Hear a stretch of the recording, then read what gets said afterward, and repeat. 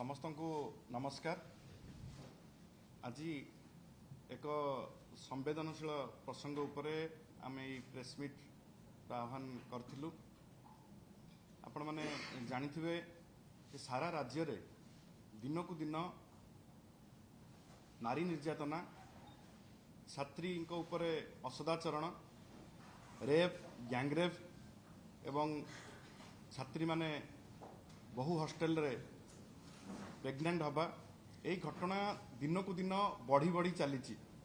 आमे बलंगा इश्यूरे एवं FM university सौम्याश्री case रे आमे ऑल ओवर ओडिशा रे आमे विक्षोभ डाकरा देइथिलु प्रथम पर्याय रे एवं आंदोलन आरंभ होला बोली कहिथिलु।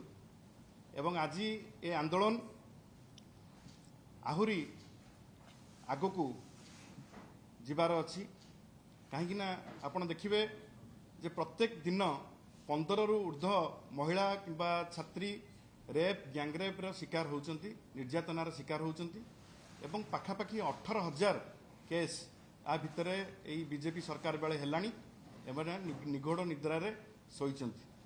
जे कथारे अछि चेई सोइबो जे ताकू उठेइबो किए।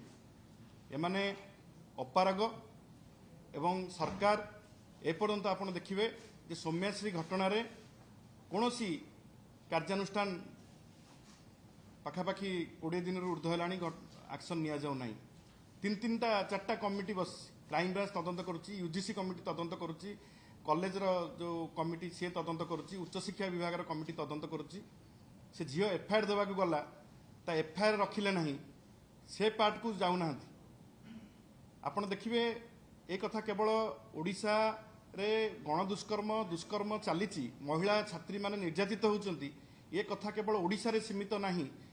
अमेरिका रो जो तांकर टूरिज्म एडवाइजरी जारी करचंती जे ओडिशा सुरक्षित नुहे महिला मानक पई। एवं बलंगा घटना रे सुप्रीम कोर्ट कहिले यह अत्यंत लज्जाजनक एवं दुर्भाग्यजनक एवं ओडिशा रे गोटे एमिति परिवेश सृष्टि करा जाऊ जो परिवेश रे महिला मानकू सुरक्षित भावे रहिबाकू सुजोग मिलिबो एवं सेति एडवाइजरी जारी करने को राज्य सरकार को निर्देश देले। आपण देखिबे एई दुईटी घटना नुह, आपण देखिबे एई भितरे जगतसिंहपुर कुजंगरे छात्री को गणधर्षण करा जायछि, मालकानगिरी रे गणदुष्कर्म करा जायछि, हॉकी कोच जाजपुर रे सीए सेठी तापरे मध्य आपण देखिथिबे कोभली भाबरे से छोट झियटी उपरे से किभली भाबरे निर्यातना दिया जायछि। एई निर्यातना दिन को दिन बढ़ी बढ़ी चली एवं प्रत्येक दिन आपण देखिबे जे ओडिशा रे आपण बांगीरपोसी एसटीएससी कॉलेज रे मातृत्व माने प्रेग्नेंट होउचंती झियो माने, नवम श्रेणी रो झियो आ जने नाबालिका से मालकानगिरी रे सी प्रेग्नेंट करा जाइछि। आपण जदि देखिए तुमुड़ी बंधरे नवम श्रेणी झील 2 जन झील से माने गर्ल्स हॉस्टेल रे रहउथिले, रेसिडेंशियल हॉस्टेल एवं 2 जन जाक माँ होइछन। प्रत्येक दिन ओडिशा रे कोठी ना कोठी 15 जन पाखापाखि रेप होउचंती एवं तांकू गणदुष्कर्म करा जाउची। एवं आपण एबे मंत्र देखिथिबे 2-3 दिन तळे जे महिला प्रति असदाचरण रे ओडिशा होची नंबर 1 महिला असदाचरण रे। सारा विश्व भारतवर्ष आज दोहली जाइछि ओडिशा रा स्थिति को देखिकी हठात कोन पई एभली स्थिति उपजिछि। एवं एई या विरुद्ध रे बिजु युव जनता दल एवं बिजु छात्र जनता दल सरकार को केबे भी आमे क्षमा दे परिबु नाही। एवं सरकार का विरुद्ध रे आमे जो आंदोलन आरंभ करिछु, ये जो गणदुष्कर्म होउची, अन्याय अत्याचार होउची छात्री मानक प्रति महिला मानक प्रति जदि न रखिबे ये आंदोलन को आहुरी तीव्र करा जिवो। एवं आमे अगस्त 1 रु अगस्त 8 पर्यंत सबु कॉलेज कैंपस रे नियरेस्ट जो थाना अच्छी एवं जो हेडक्वार्टर कॉलेजेस अच्छी यूनिवर्सिटीज अच्छी से माने एसपी ऑफिस जिबे एवं समस्त मेमोरेंडम देबे डीजी को उद्देश्य रे एवं सबु कॉलेज कैंपस रो छात्र छात्री माने ନିଜକୁ ନିରାପଦ ମନେ କରୁନାହାନ୍ତି ଏବଂ କ୍ୟାମ୍ପସ୍ ଅସୁରକ୍ଷିତ, ବେଳାଭୂମିରୁ କଲେଜ କ୍ୟାମ୍ପସ୍, ଗାଁରୁ ସହର ସବୁଠି ଆଜି ଛାତ୍ରୀମାନେ ଅସୁରକ୍ଷିତ।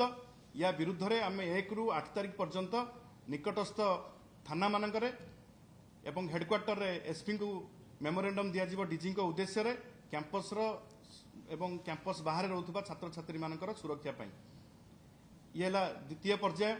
एवं तृतीय पर्याय रे आमे अगस्त 9 क्रांति दिवस रु जे ओडिशार मुख्यमंत्री जे निजे होम डिपार्टमेंट दायित्व रे अछंती, जे स्कूल गणशिक्षा एवं कॉलेज रो दायित्व रे अछंती, से होचंती माननीय मुख्यमंत्री जे निगोड़ निद्रा रे सोईचंती, उत्सव मनाउचंती।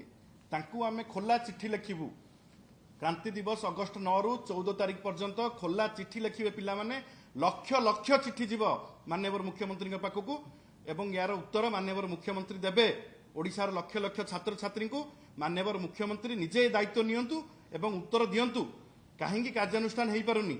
आज 10 दिन बीतलानी बलंगा घटना को, 20 दिन उपर बीतलानी एफएम कॉलेज घटना को, किए कल्प्रिट ताकू जानी भी पारुना, धरी भी पारुना, हाथ टेकी देलेनी, भगवान का भरोसा रे छाड़ देइचंती ओडिशा को। जदि न पारिबो ताहले गादी छाड़, जदि मुख्यमंत्री भाव में मोहन माझींकर रहिबार अछि ताहले ओडिशा लोकंकु, ओडिशार छात्री मानकु, ओडिशार महिला मानकु न्याय आमे दाबी करछु। एवं जदि ये न्याय न देबे ये आंदोलन को आहुरी तीव्ररु तीव्रतर करा जिवो। एवं आमे जो द्वितीय पर्याय एवं तृतीय पर्याय ये आंदोलन भयानक आंदोलन हबो। जदि एथिरे सरकार न चेतिबे, तांको निगोड़ निद्रारु न उठिबे, ये आंदोलन को आहुरी शाणित करा जिवो। धन्यवाद।